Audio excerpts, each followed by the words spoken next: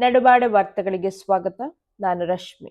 ಮುಖ್ಯಾಂಶಗಳು: ದಾಖಲೆ ಇಲ್ಲದ ಕಾಫಿ, ಕಾಳುಮೆಣಸು ಖರೀದಿಸಿದರೆ ತಲೆದಂಡ ಖಚಿತ, ಎಸ್ಪಿ ಎಚ್ಚರಿಕೆ. ನಾಡಿನೆಲ್ಲೆಡೆ ಸಂಭ್ರಮ ಸಡಗರದಿಂದ ಕ್ರಿಸ್ಮಸ್ ಆಚರಣೆ. ಮಹಿಳಾ ಹಾಕಿ ಕರ್ನಾಟಕ ರಾಜ್ಯ ತಂಡಕ್ಕೆ ಕಿತಿಯಂಡ ಪೂವಮ್ಮ. ಇಂದು ಪಿಂಚಣಿ ಅದಾಲತ್.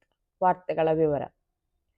ಕೊಡಗು ಜಿಲ್ಲೆಯಲ್ಲಿ ಕಾಫಿ ಮತ್ತು ಕಾಳುಮೆಣಸು ಖರೀದಿಸುವ ಸಂದರ್ಭ ಸೂಕ್ತ ದಾಖಲಾತಿಗಳನ್ನು ಸಂಗ್ರಹಿಸದೆ ವಹಿವಾಟು ನಡೆಸಿದಲ್ಲಿ ಅಂತಹ ವ್ಯಾಪಾರಿಗಳ ವಿರುದ್ಧ ಕಾನೂನು ಕ್ರಮ ಜರುಗಿಸಲಾಗುವುದು ಎಂದು ಜಿಲ್ಲಾ ಪೊಲೀಸ್ ಅಧೀಕ್ಷಕರಾದ ಕೆ. ರಾಮರಾಜನ್ ಅವರು ಮುನ್ಸೂಚನೆ ನೀಡಿದ್ದಾರೆ. ಈ ಕುರಿತು ಅವರು ನೀಡಿರುವ ಪ್ರಕಟಣೆಯಲ್ಲಿ, ಕೊಡಗು ಜಿಲ್ಲಾ ವ್ಯಾಪ್ತಿಯಲ್ಲಿನ ಕಾಫಿ ಮತ್ತು ಕಾಳುಮೆಣಸು ಬೆಳೆಗಾರರು ಕೊಯ್ಲು ಮಾಡಿ ಸಂಗ್ರಹಿಸಿದ ಸ್ಥಳದಿಂದ ಕಾಫಿ ಮತ್ತು ಕಾಳುಮೆಣಸು ಕಳ್ಳತನ ಆಗಿರುವ ಬಗ್ಗೆ ಜಿಲ್ಲೆಯ ವಿವಿಧ ಪೊಲೀಸ್ ಠಾಣೆಗಳಲ್ಲಿ ಪ್ರಕರಣಗಳು ದಾಖಲಾಗಿದೆ. ಆದ್ದರಿಂದ ಮುನ್ನೆಚ್ಚರಿಕಾ ಕ್ರಮವಾಗಿ ಕೊಡಗಿನಲ್ಲಿ ಕಾಫಿ ಮತ್ತು ಕಾಳುಮೆಣಸು ವ್ಯಾಪಾರ ಮಾಡುವವರೊಂದಿಗೆ ಸಭೆ ನಡೆಸಿ ಸೂಕ್ತ ಸಲಹೆ ಸೂಚನೆಗಳನ್ನು ನೀಡುವಂತೆ ಹಾಗೂ ಎಲ್ಲ ಕಾಫಿ ಮತ್ತು ಕಾಳುಮೆಣಸು ವ್ಯಾಪಾರ ಮಾಡುವವರ ಸಂಪೂರ್ಣ ಮಾಹಿತಿಯನ್ನು ಸಂಗ್ರಹಿಸುವಂತೆ ಎಲ್ಲ ಪೊಲೀಸ್ ಠಾಣೆಗಳ ಠಾಣಾಧಿಕಾರಿಗಳಿಗೆ ಸೂಚನೆ ನೀಡಲಾಗಿದೆ ಎಂದು ತಿಳಿಸಿದ್ದಾರೆ.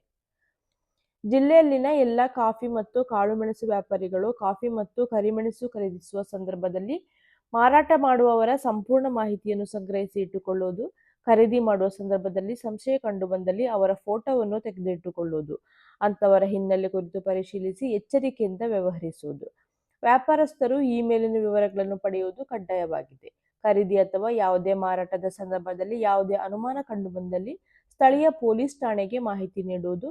ಒಂದು ವೇಳೆ ಮೇಲ್ಕಂಡ ವಿವರಗಳ ದಾಖಲಾತಿಗಳನ್ನು ನಿರ್ವಹಿಸದಿರುವುದು, ಸ್ಥಳೀಯ ಪೊಲೀಸ್ ಠಾಣಾಧಿಕಾರಿಗಳು ವ್ಯಾಪಾರಸ್ಥರ ಪರಿಶೀಲನೆ ಸಂದರ್ಭ ಕಂಡುಬಂದಲ್ಲಿ ಅಂತವರ ವಿರುದ್ಧ ಜಿಎಸ್ಟಿ ಇಲಾಖೆಗೆ ಮಾಹಿತಿ ನೀಡಲಾಗುವುದು ಹಾಗೂ ಯಾವುದೇ ದಾಖಲಾತಿಗಳನ್ನು ನಿರ್ವಹಿಸದೆ ವ್ಯವಹರಿಸಿರುವುದನ್ನು ಉದ್ದೇಶಪೂರ್ವಕವಾಗಿ ಕಳವು ಮಾಲನ್ನು ಕಡಿಮೆ ಬೆಲೆಯಲ್ಲಿ ಪಡೆದಿರುವುದಕ್ಕಾಗಿ ಪರಿಗಣಿಸಿ ಅಂತಹ ವ್ಯಾಪಾರಸ್ಥರ ವಿರುದ್ಧ 317(2) ಮತ್ತು 4 BNS ಆಕ್ಟ್ ಅಡಿಯಲ್ಲಿ ಪ್ರಕರಣ ದಾಖಲಿಸಿ ಕಾನೂನು ಕ್ರಮ ಕೈಗೊಳ್ಳಲಾಗುವುದು.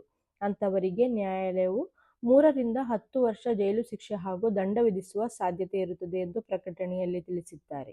ಕಾಫಿ ಮತ್ತು ಕಾಳುಮೆಣಸು ಬೆಳೆಗಾರರು ವ್ಯಾಪಾರ ನಡೆಸುವ ಸಂದರ್ಭ, ಮಾರಾಟ ಅಥವಾ ಖರೀದಿ ಸಂದರ್ಭ ಯಾವುದೇ ರೀತಿಯ ಸಂಶಯ ಕಂಡುಬಂದಲ್ಲಿ ತುರ್ತು ಸಹಾಯವಾಣಿ 112ಕ್ಕೆ ಕರೆ ಮಾಡಿ ಮಾಹಿತಿ ಒದಗಿಸಿದಲ್ಲಿ ಕೂಡಲೇ ಪೊಲೀಸ್ ಅಧಿಕಾರಿ ಅಥವಾ ಸಿಬ್ಬಂದಿಗಳು ಆಗಮಿಸಿ ಸೂಕ್ತ ಕ್ರಮ ಕೈಗೊಳ್ಳಲಾಗುವುದು ಹಾಗೂ ಸಾರ್ವಜನಿಕ ಸ್ಥಳಗಳಲ್ಲಿ ಹಾಗೂ ಮನೆಯ ಸುತ್ತಮುತ್ತಲಿನ ಪ್ರದೇಶಗಳಲ್ಲಿ ಯಾವುದೇ ಅನುಮಾನಾಸ್ಪದ ವ್ಯಕ್ತಿಗಳು ಕಂಡುಬಂದಲ್ಲಿ ಸ್ಥಳೀಯ ಪೊಲೀಸ್ ಠಾಣೆಗೆ ಅಥವಾ ತುರ್ತು ಸಹಾಯವಾಣಿ 112ಕ್ಕೆ ಕರೆ ಮಾಡಿ ಮಾಹಿತಿ ಒದಗಿಸಿದಲ್ಲಿ ಕೂಡಲೇ ಮಾಹಿತಿ ನೀಡುವಂತೆ ಹಾಗೂ ಕೆಎಸ್ಪಿ ತಂತ್ರಾಂಶದ ಮೂಲಕ ಮಾಹಿತಿ ನೀಡುವಂತೆ ಪ್ರಕಟಣೆಯಲ್ಲಿ ಕೋರಲಾಗಿದೆ.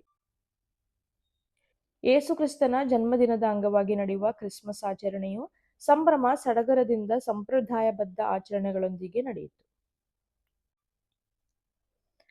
ಆಂಧ್ರಪ್ರದೇಶದ ಕಡಪದಲ್ಲಿ ನಡೆಯುವ 3ನೇ ರಾಷ್ಟ್ರೀಯ ದಕ್ಷಿಣ ವಲಯ ಸಬ್ ಜೂನಿಯರ್ ಮಹಿಳಾ ಹಾಕಿ ಪಂದ್ಯಾವಳಿಗೆ ಕರ್ನಾಟಕ ರಾಜ್ಯ ತಂಡಕ್ಕೆ ಕಿತಿಯಂಡ ಪೂರ್ವಿ ಪೂವಮ್ಮ ಆಯ್ಕೆಯಾಗಿದ್ದು, ಇವರು ಮಡಿಕೇರಿಯ ಸಾಯಿ ಕ್ರೀಡಾ ಸಂಸ್ಥೆಯಲ್ಲಿ ತರಬೇತಿ ಪಡೆಯುತ್ತಿದ್ದು, ಪೂರ್ವಿ ಪೂವಮ್ಮ ಮೂಲತಃ ವಿರಾಜಪೇಟೆಯ ಆರ್ಜಿ ಗ್ರಾಮದ ಕಿತಿಯಂಡ ಮಂಜು ಹಾಗೂ ಕವಿತಾ ದಂಪತಿಗಳ ಪುತ್ರಿ. ಮಹಾಲೇಖಪಾಲಕರ ಕಚೇರಿಯ ಮುಖ್ಯ ಲೇಖಪಾಲಕರು, ಡೆಪ್ಯೂಟಿ ಅಕೌಂಟೆಂಟ್ ಜನರಲ್, ಹಿರಿಯ ಲೆಕ್ಕಾಧಿಕಾರಿಗಳು, ಬ್ಯಾಂಕುಗಳು ಹಾಗೂ ಖಜಾನೆ ಇಲಾಖೆಯಿಂದ ಅಪರ ನಿರ್ದೇಶಕರು, ಪಿಂಚಣಿ ಪಾವತಿ ಮತ್ತು ನಿರ್ವಹಣಾ ಖಜಾನೆ, ಬೆಂಗಳೂರು ಇವರ ಸಮನ್ವಯದೊಂದಿಗೆ ಪಿಂಚಣಿದಾರರ ಕುಂದುಕೊರತೆ ಮತ್ತು ಅಹವಾಲುಗಳಿಗೆ ಸಂಬಂಧಿಸಿದಂತೆ ವಿಡಿಯೋ ಸಂವಾದ ನಡೆಯಲಿದೆ. ಕೊಡಗು ಜಿಲ್ಲೆಗೆ ಸಂಬಂಧಿಸಿದಂತೆ ಇಂದು ಬೆಳಗ್ಗೆ 10:30 ಗಂಟೆಗೆ ಮೈಸೂರು ವಿಭಾಗ ಮಟ್ಟದ ಪಿಂಚಣಿ ಅದಾಲತ್ ಹಾಗೂ ಜಿಪಿಎಫ್ ಅದಾಲತ್ ಕಾರ್ಯಕ್ರಮ ನಡೆಯಲಿದೆ. ಪಿಂಚಣಿಗೆ ಸಂಬಂಧಿಸಿದಂತೆ ಕುಂದುಕೊರತೆ ಹಾಗೂ ಅಹವಾಲು ಕುರಿತು ನಗರದ ಜಿಲ್ಲಾಡಳಿತ ಭವನದ ಕೆಸ್ವಾನ್ ಕಚೇರಿಯಲ್ಲಿ ನಡೆಯುವ ವಿಡಿಯೋ ಸಂವಾದದಲ್ಲಿ ಪಾಲ್ಗೊಳ್ಳಬಹುದಾಗಿದೆ. ಪಿಂಚಣಿದಾರರು ಈ ಪಿಂಚಣಿ ಅದಾಲತ್ನಲ್ಲಿ ಭಾಗವಹಿಸಿ ತಮ್ಮ ಕುಂದುಕೊರತೆಗಳನ್ನು ನಿವಾರಿಸಿಕೊಳ್ಳಬಹುದು ಎಂದು ಕೊಡಗು ಜಿಲ್ಲಾ ಖಜಾನೆಯ ಉಪನಿರ್ದೇಶಕರು ಕೋರಿದ್ದಾರೆ. ಇಲ್ಲಿಗೆ ನಡುಬಾಡೆ ವಾರ್ತೆ ಮುಕ್ತಾಯವಾಯಿತು. ಶುಭ ದಿನ.